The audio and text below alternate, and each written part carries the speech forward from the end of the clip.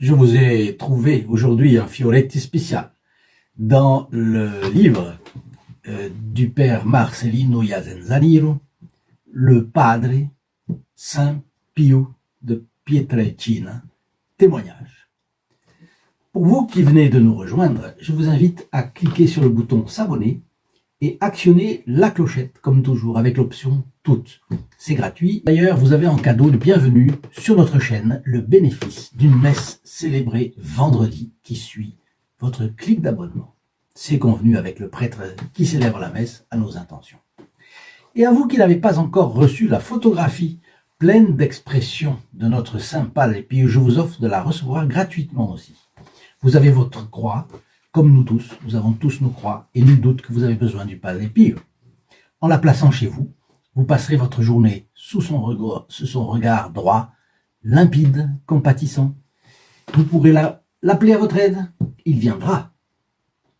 Donc téléphonez au 08 05 36 08 47 de 8h30 à 12h30 et de 13h à 19h, et c'est au prix d'un appel local pour la France et les dom-toms. Vous savez que le Padre Pio guidait ses fils spirituels vers le chemin de la croix. Mais il ne les y abandonnait pas, il était là avec eux. Maria Merla raconte un témoignage très curieux. Tombé gravement malade, mon père allait mourir. J'avais 2 ans et ma mère, enceinte de 8 mois, se sentait au bord du gouffre. Dans la nuit du 14 octobre 1935, elle se dirigea désespérée vers le couvent des Capucins. Donc elle habitait, sinon à San Giovanni Rotondo, au moins dans les environs immédiats. Il était déjà tard. Les premières ombres de la nuit descendaient sur le chemin, et celui-ci était escarpé et la faisait tomber. Elle tomba 2 fois. Pour nous, ces détails sont importants parce que même s'il y a des embûches, il faut avoir l'endurance et persévérer. D'ailleurs, notre Seigneur Jésus-Christ nous envoie le même message lors de sa passion. Il est si épuisé que lors de son chemin de croix, il tombe sous le poids de la croix, n'est-ce pas? Et il trouve dans la prière l'énergie et la force de continuer. Contrairement à nos tendances, qui sont issues du péché originel, du péché actuel, et qu'est-ce qui se passe? À la première difficulté, on cale. C'est une contradiction, on s'énerve.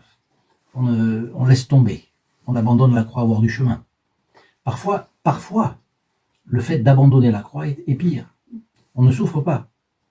Mais dans la conscience, qu'est-ce que j'aurais pu faire avec la croix que j'ai portée? En arrivant sur la place de l'église, Madame Merla voit avec joie que la porte du couvent est encore ouverte. Elle entre et à sa grande surprise, elle aperçoit au fond du petit couloir le Padre Pio qui attendait. Il attendait quoi? Eh bien, il attendait elle. La pauvre femme lui baise la main et l'entend dire: « Que faites-vous à cette heure ici ?»« Padre Pio, mon mari est en train de mourir. » Qu'est-ce que va faire le Padre Pio? Vous allez être surpris. Après un moment de silence, il tourne les talons et il dit: « Attendez-moi ici. » Il part. Il va vers où? Il se dirige vers la sacristie. Et il en ressort peu après avec un grand crucifix entre les bras. Vous savez ces crucifix qu'il y a dans les sacristies au-dessus de l'endroit où le prêtre se prépare. En général, il y a la photo du pape, mais il y a un crucifix, peut-être 70-80 cm, des choses comme ça. Bon, il en ressort avec un grand crucifix dans les bras. « Mon enfant, c'est la croix que vous porterez toute votre vie. » Donc, il montre que quelqu'un a souffert plus qu'elle. Mais n'oubliez pas qu'il y a un Père qui vous aime et qui vous attend, a-t-il ajouté. Est-ce que cela peut aussi s'adresser à nous? Nous avons des croix, il est légitime de demander au Padre Pio de nous les enlever, de les atténuer, enlever pour certaines, les atténuer. Mais le catholique est-il pour rien, je vous demande, disciple du crucifié? Pensez-vous que notre Maître soit passé par sa passion pour que nous vivions toute notre vie dans la tranquillité, le confort, les coussins, le coton, les pantoufles? Disons que nous pourrions en avoir mauvaise conscience s'il ne nous arrive rien. À travers sa vie, le Padre Pio nous montre qu'on doit être résigné. Alors prions-le, demandons-lui de nous éviter toute souffrance selon la volonté de Dieu, mais soyons aussi résignés si certaines croix demeurent. Ne cherchons pas à acculer Dieu à nous éviter toute souffrance, parce qu'il permet la souffrance à ses amis. Vous vous rappelez ce que nous disions une fois, le Padre Pio indiquait qu'il implore de nous d'accepter des souffrances. Pour qui? Pour l'Église catholique, pour des âmes qui en ont besoin, pour que l'Église soit moins persécutée. Pensez-vous que, par exemple, en Chine, il y a des gens persécutés? L'Église catholique clandestine chinoise, surveillée, persécutée, plus que nous. Le lendemain, 15 octobre 1935, mon père mourait. Donc le Padre Pio avait discerné que le dessein de la Providence était que M. Merla meure. Parce que Dieu est tout puissant, il peut empêcher. Et qu'il n'était pas dans le plan de la Providence que le Padre Pio obtienne le contraire. Donc ça, il l'avait discerné. Ma mère s'est aussitôt renfermée sur elle-même. Elle est tombée en dépression et a voulu se suicider. Un jour, elle s'est approchée d'un puits derrière la maison. Donc, vous voyez que bien qu'elle ait eu le contact avec le Padre Pio, bien que le Padre Pio lui ait dit qu'il était avec elle, bien que le Padre Pio lui ait dit qu'elle avait un père qu'il aimait, elle refuse à croire. Elle allait commettre l'irréparable et passer son éternité, vous savez où? En enfer, pour toujours. Pourquoi?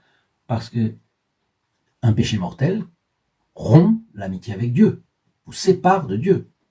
Et on ne doit pas tuer.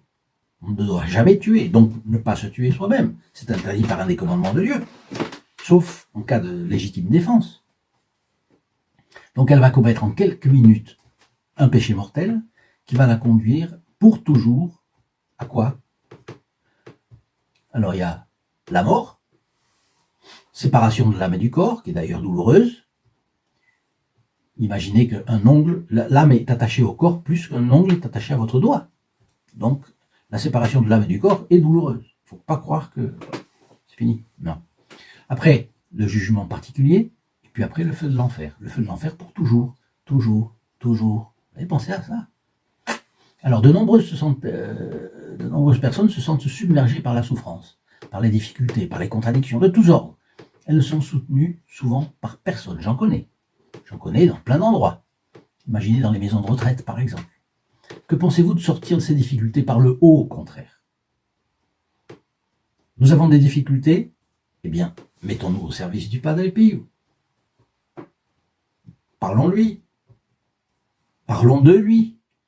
Voyez, faisons l'apostolat de sa vie et du grand message de sa vie. Quel est son grand message? C'est, même dans les souffrances, on peut être heureux quand on a soif des âmes.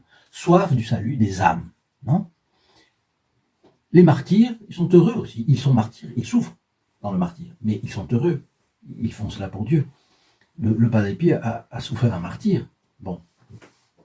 Donc, n'hésitons pas à partager ces vidéos. Allons vers les gens. Comprenez? N'hésitons pas à partager, à liker, à nous gêner un peu pour être le trait d'union entre le Padre Pio et les pauvres pécheurs. Je parle des pauvres pécheurs. Suivons donc les préoccupations de Notre-Dame de Fatima. Qu'est-ce qu'elle disait? Mes enfants, priez pour l'âme des pauvres pécheurs.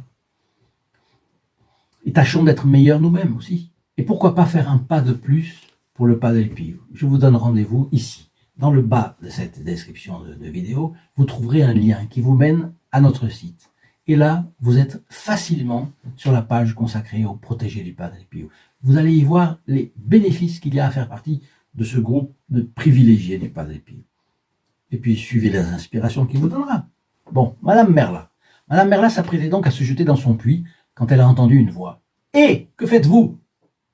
Vous allez vous suicider et tuer l'enfant que vous portez. Et celle-ci, en parlant de moi, puisque c'est Maria Merla qui parle, et celle-ci, vous allez la laisser avec qui? »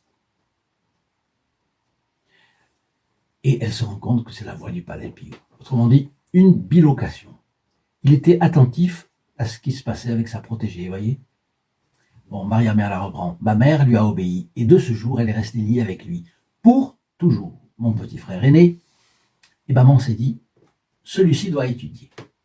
Alors qu'est-ce qu'elle a fait? Elle était toute seule, elle n'avait pas d'argent. Elle a commencé à faire du pain pour le vendre et permettre à son fils de faire quelques études. Elle était contente. Et le Padre Pio la suivait dans tous ses mouvements. Donc, vous voyez, ou bien elle va voir le Padre Pio, ou bien le Padre Pio vient en bilocation la voir.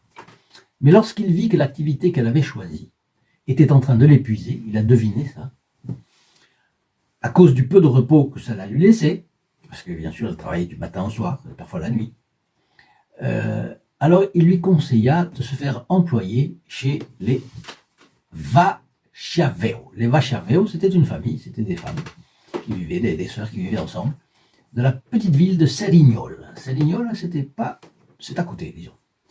Elle serait moins indépendante, certes, mais elle aurait une vie plus tranquille. Vous voyez encore et toujours la sollicitude du Padre Pio.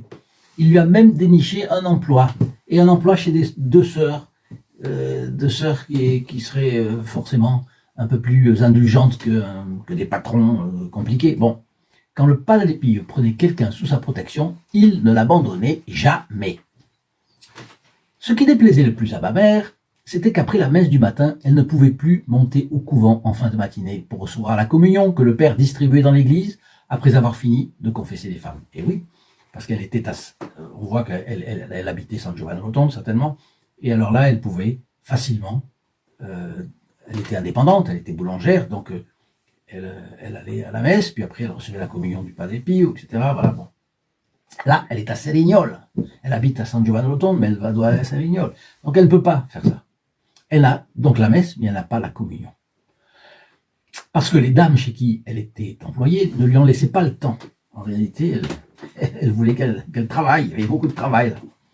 Elle s'en plaint un jour auprès du Padre Pio. Et le Padre Pio la rassure. Venez quand même, on s'arrange. Depuis ce jour-là, personne ne lui a jamais reproché cette brève absence pour aller recevoir la communion. Donc le Padre Pio s'était arrangé pour parler avec qui de droit?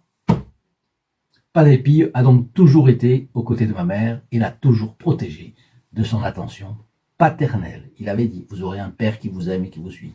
Vous voyez, c'est une jolie preuve que nous pouvons nous réfugier dans les pas du Padre Pio et lui demander son aide pour tout. Il sera avec nous pour tout. Si vous avez aimé cette vidéo, mettez votre like, mettez votre commentaire également s'il vous plaît, en n'oubliant pas de mettre la ville dont vous êtes. Comme ça, je peux vous situer un peu. Et je vous dis à très bientôt, à demain donc, et puis je vous laisse avec la bénédiction du Padre Pio. Au revoir. Apostolica Ecclesia